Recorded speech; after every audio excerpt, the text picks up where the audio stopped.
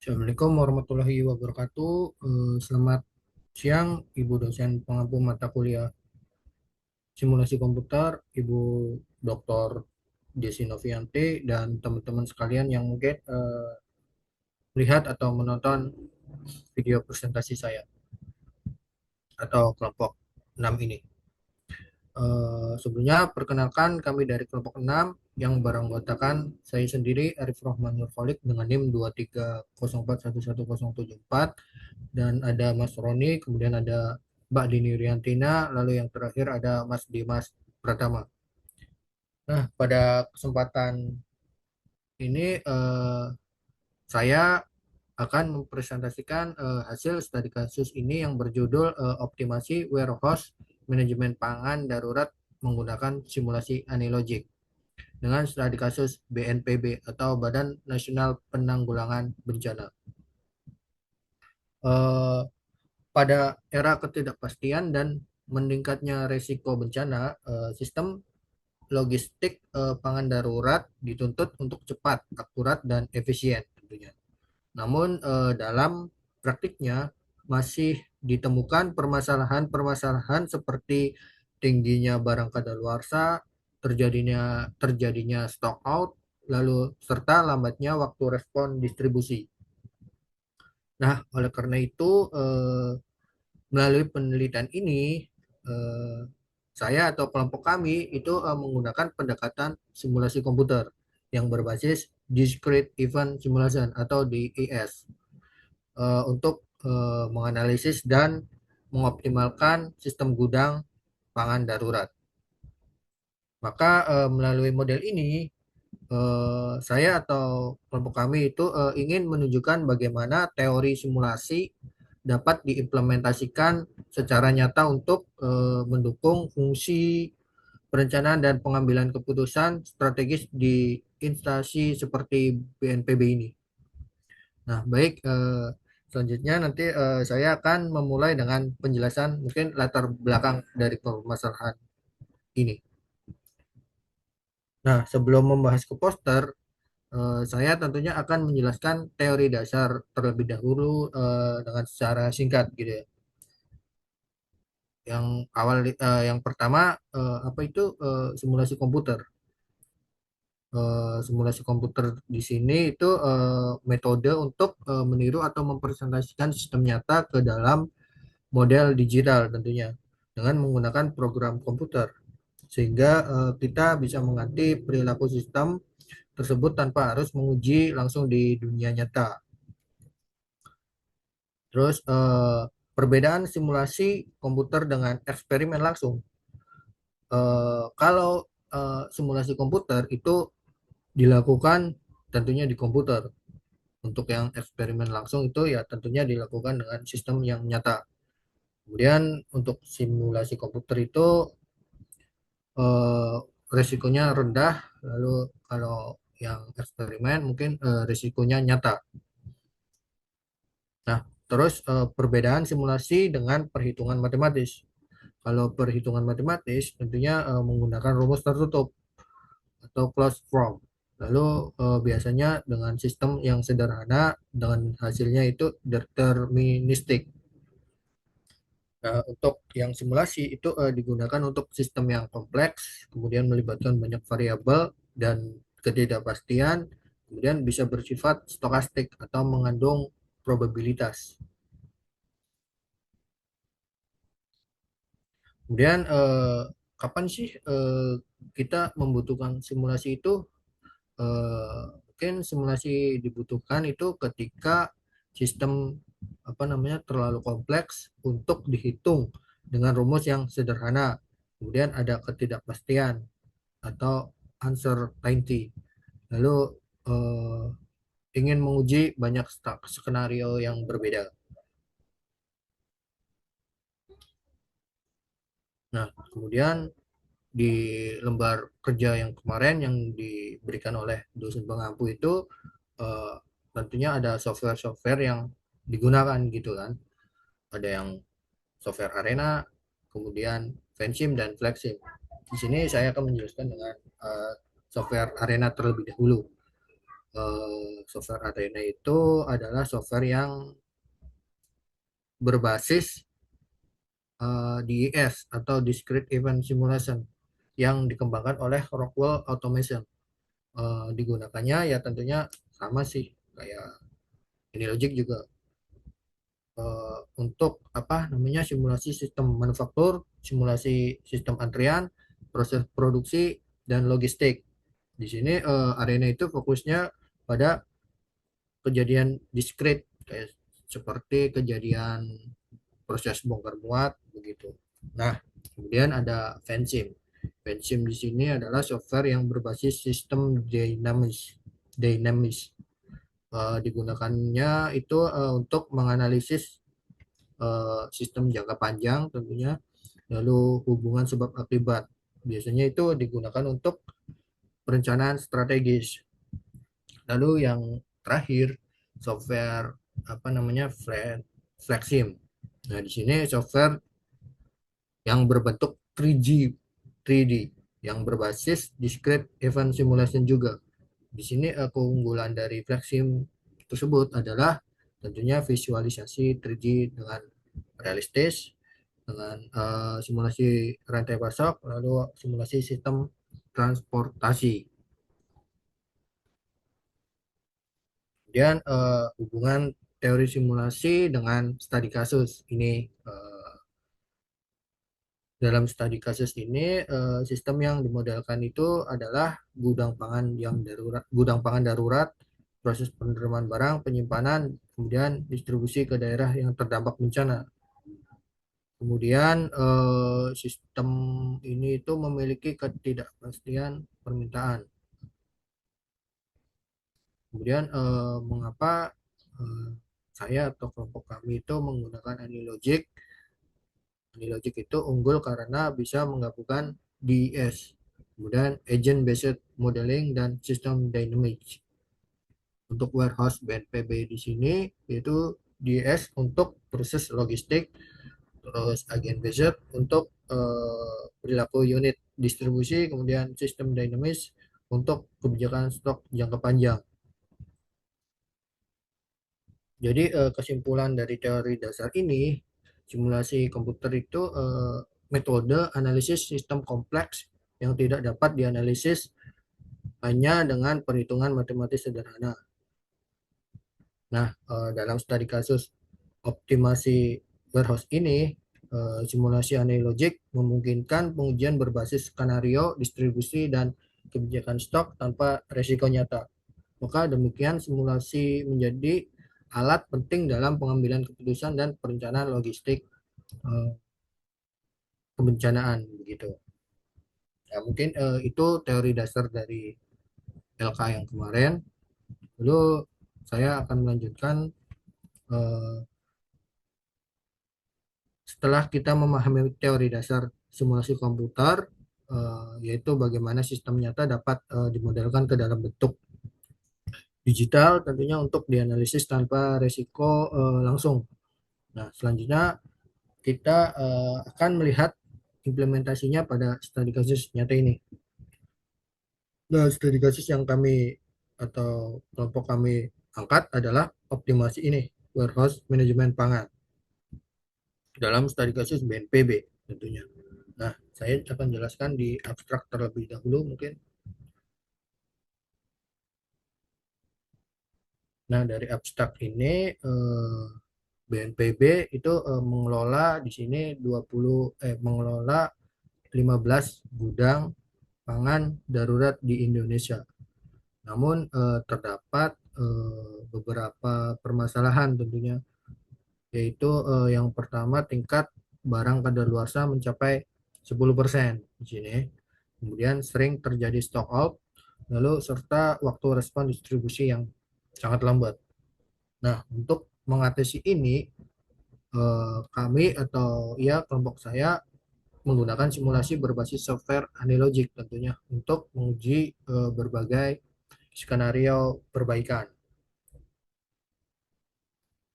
Kemudian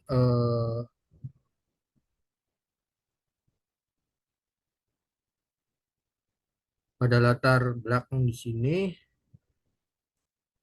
permasalahan utama yang ditemukan tentunya tingkat expired goods mencapai 10% per tahun dengan potensi kerugian ya sekitar 12 M di sini. Dan stock out terjadi 2 kali dalam 24 bulan. Lalu waktu respon distribusi itu mencapai 30 jam, sementara targetnya adalah 24 jam. Karena sistem gudang darurat bersifat kompleks dan dinamis, maka pendekatan perhitungan itu matematis sederhana itu tidak cukup. Maka digunakan simulasi berbasis GIS ini. Nah, untuk tujuan penelitian di sini, yang pertama tentunya membangun model simulasi yang valid, lalu menguji 5 skenario perbaikan sistem, kemudian menurunkan tingkat expired hingga di bawah 3%. Dan metodologi di sini yaitu digunakannya adalah di DS menggunakan software Anilogic, sistem yang dijalankan selama 730 hari atau 2 tahun untuk melihat sistem atau melihat pola sistem dalam jangka panjang. Nah, dalam model ini itu dimasukkan proses penerimaan barang, penyimpanan, distribusi, kemudian kebijakan reorder, lalu waktu kedatangan permintaan. Nah, ini itu sesuai dengan teori simulasi yang dimana sistem nyata direpresentasikan sebagai rangkaian event seperti kedatangan, penyimpanan, dan pengiriman tentunya.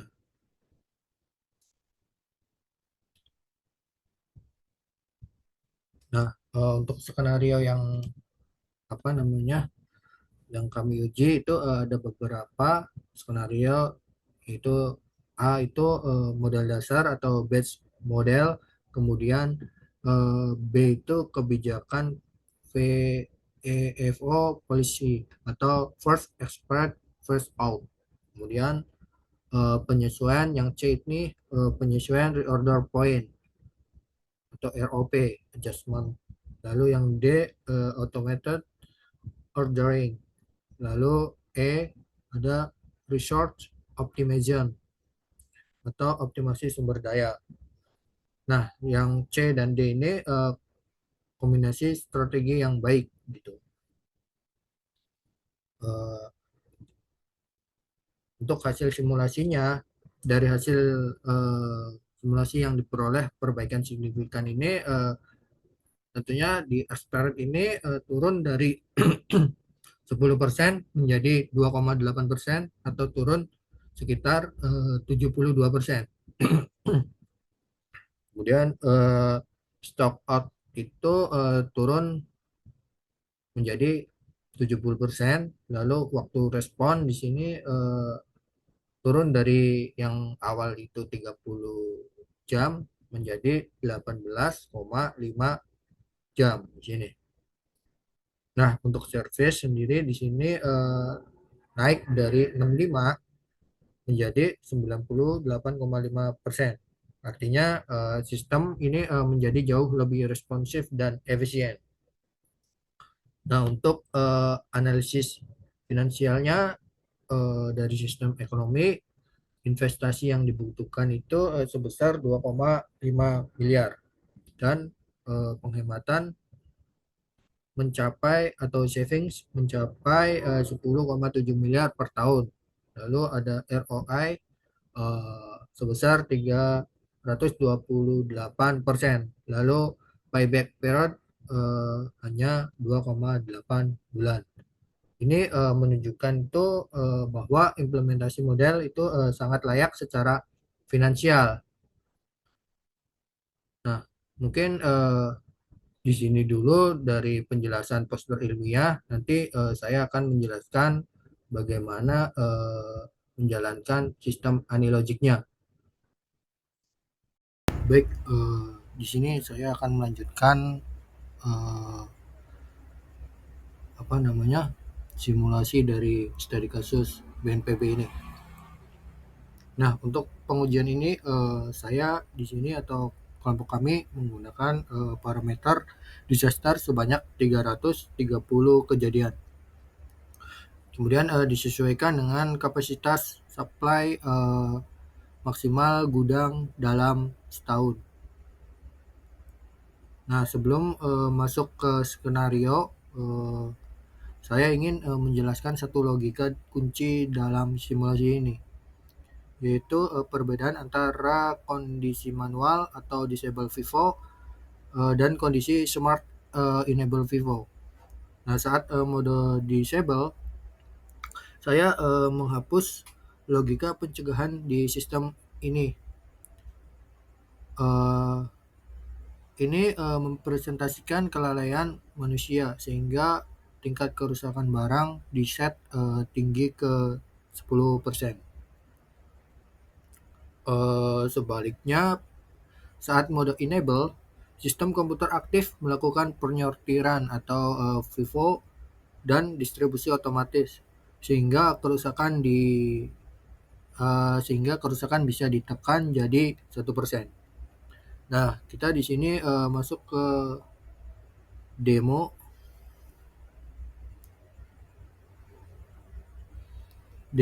skenario 1 di baseline dengan kondisi yang stok sedikit 50 dan manajemen manual itu disable. Nah, untuk di sini kita akan ubah parameter atau baseline tersebut pada current stock di sini. Nah, di sini initial value-nya kita rubah ke 50. Kemudian event replenish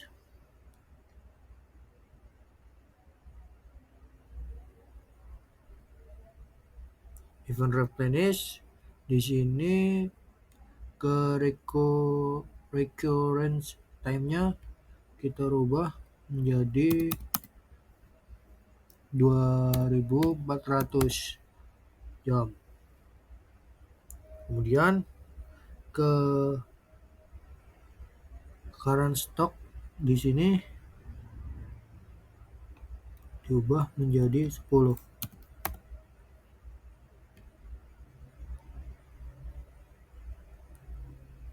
Lalu pada event check expired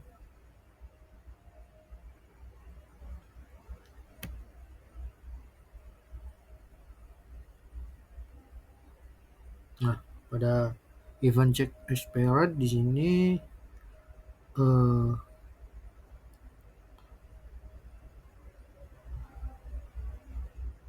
itu pastikan kita dalam mode disable. Jadi hapus bagian if lebih dari 300 di sini. Kemudian stoknya kita ubah menjadi 0,10. Ini kita dihapus dulu. Dan di sini kita rubah menjadi 0,10.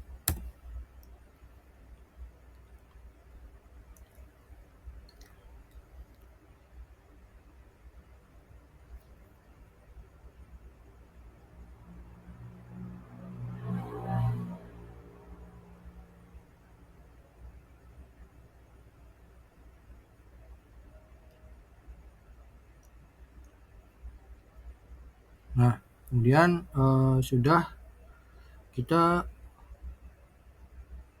pertama itu skenario baseline dari yang stok awal cuma 50 unit, restock lambat, dan manajemen gudang masih manual. Kemudian kita run simulasinya.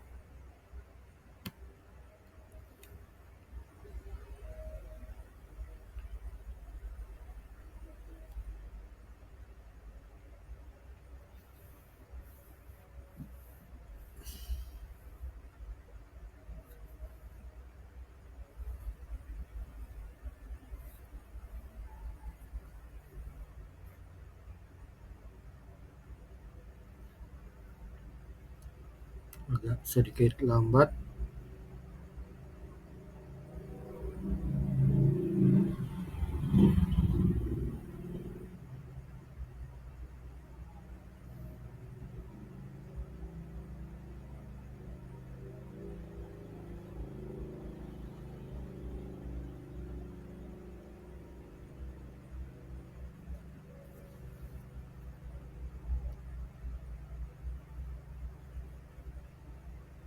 Sebentar, kita tunggu untuk run simulasinya.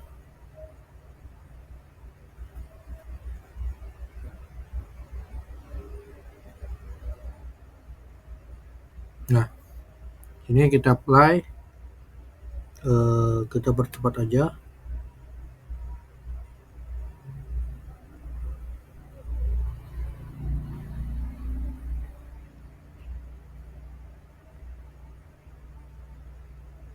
Nah, di sini hasilnya itu kurang memuaskan ya. Dengan full development itu hanya sekitar 60 orang. Nah, masih jauh dari kebutuhan karena di sini stoknya tidak ada.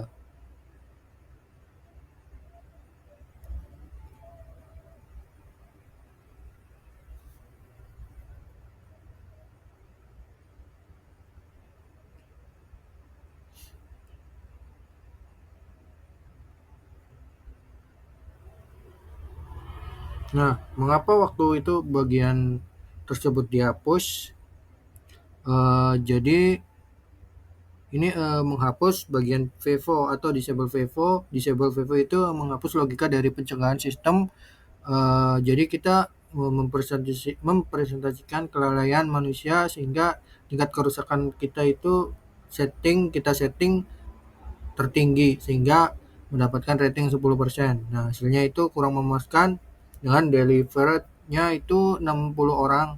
Jadi ya memang masih jauh dari kebutuhan karena ya yang kayak tadi saya sampaikan, kurangnya stok dari gudang.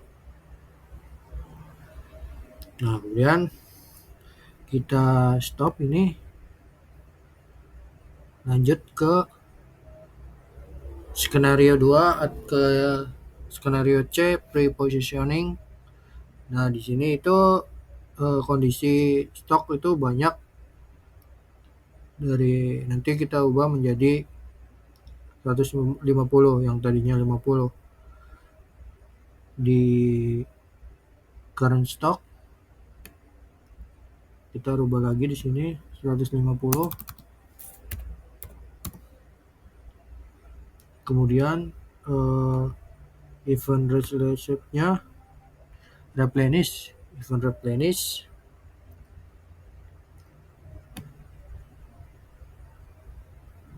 Kita ubah menjadi 720. Lalu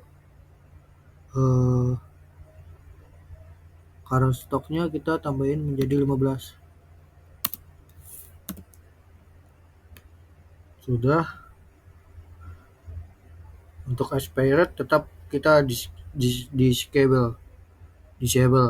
Nah, lalu kami akan coba skenario C ini, kami perbanyak stok jadi 150 dan mempercepat restock. Tapi manajemen masih manual tanpa Vivo. Kita run lagi ya.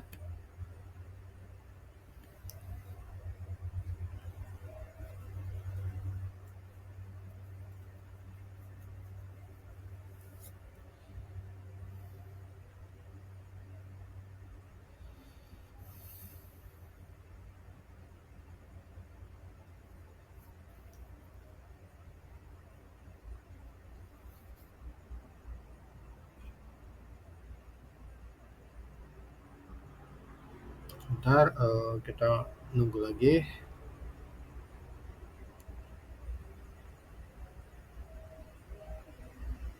Nah, sini sudah jalan. Kita percepat ya.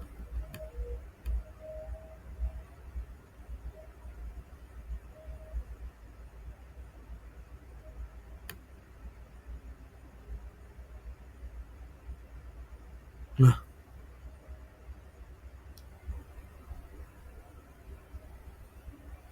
hasilnya itu orang yang tertolong naik drastis jadi 150, yang tadinya itu hanya berapa, 60. Nah, tapi di sini ada masalah baru yang muncul. Angka expired melonjak eh, menjadi 44 unit di sini expired count. Nah, ini itu artinya pemborosan besar. Maka nanti akan disimulasikan dalam skenario 3 dan skenario D, Vivo only. Nah, kita uh,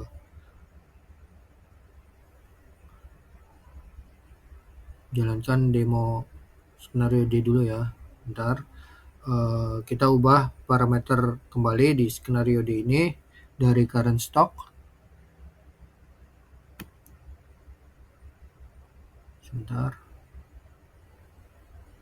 Nah, dari current stock kita ubah menjadi 50. Kemudian event replenish-nya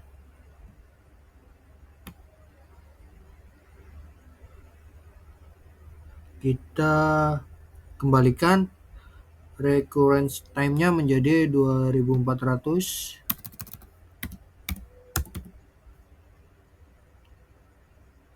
Kemudian ininya kita rubah menjadi 10 lagi.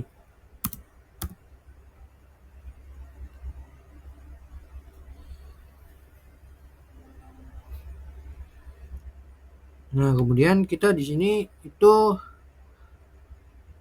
akan rubah di event check expired-nya.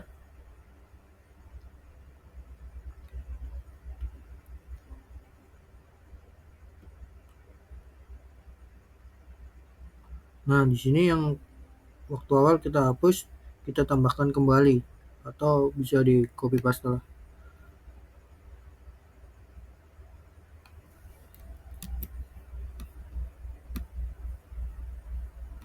supaya cepat kita copy paste.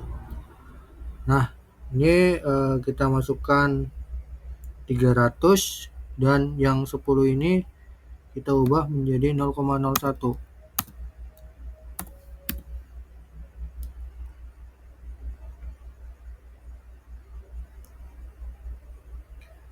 Sekarang skenario D itu stok kami kembalikan sedikit menjadi 50, tapi nanti kami akan aktifkan sistem pintar atau enable Vivo dan preventif. Nanti kita jalankan lagi.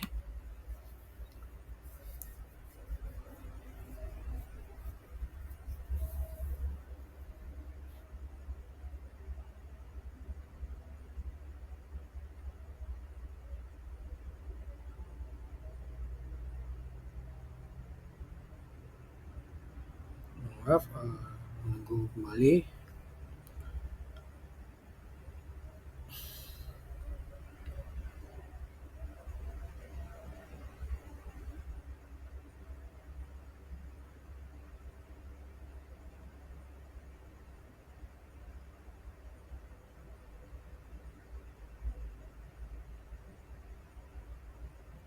Kita jalankan percepat juga biar cepat.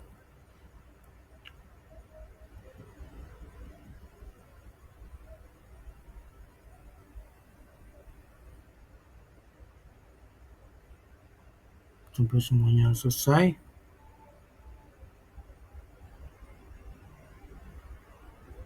Nah, hasilnya itu expired di sini itu 0. Artinya itu sempurna karena sistem pintar berjalan. Tapi fulfillment-nya balik lagi ke angka rendah yaitu 60. Jadi percuma sistem canggih tapi kalau stok barangnya kosong. Kemudian kita lanjut ke skenario yang kita pilih atau yang optimal, C dan D. Dari yang stok banyak 150, kemudian kondisi manajemen pintar ada enable. Kita ubah parameter kembali di skenario C dan D ini. Dari current stock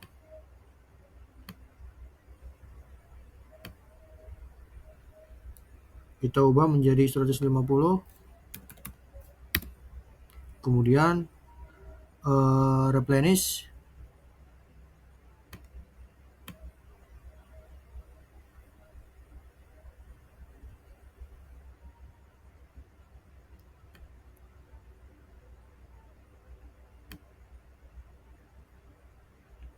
Kita ubah menjadi 720 jam.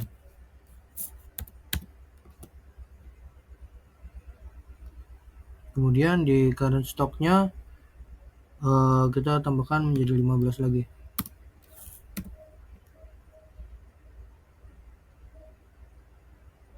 Nah, untuk chat expirednya itu dalam kondisi enable.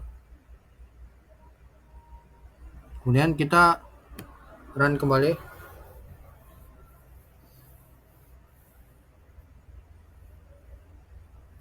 Terakhir ini skenario optimal C dan D yang kita pilih dari gabungan stok banyak 150 dan sistem pintar Vivo.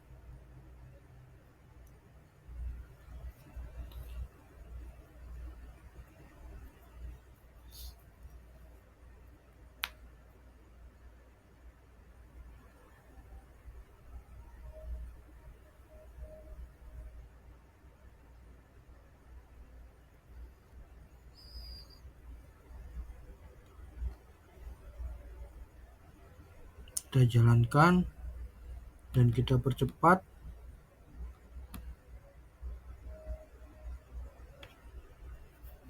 Tunggu sampai semuanya selesai.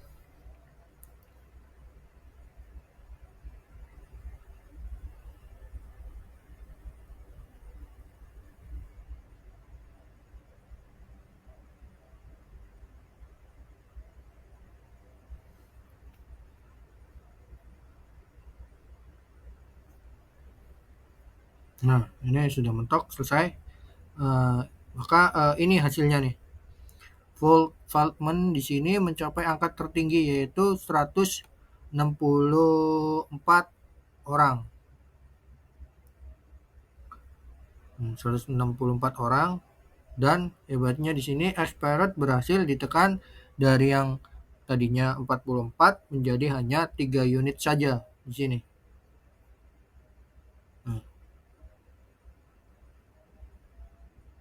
Nah, artinya sudah sempurna. Dan sebagai kesimpulan atau penutup,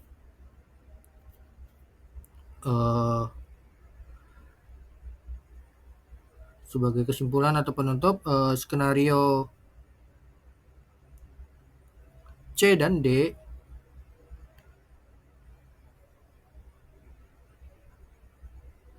terbukti paling unggul. Jadi kita berhasil menaikkan kapasitas pelayanan sebesar 300%, dari 60 ke 164, sambil menjaga efisiensi barang agar tidak terbuang sia-sia begitu. Demikian presentasi atau penjelasan simulasi dari saya atau kelompok 6. Kurang dan lebihnya saya mohon maaf. Wabillahi taufiq walhidayah. Wassalamualaikum warahmatullahi wabarakatuh.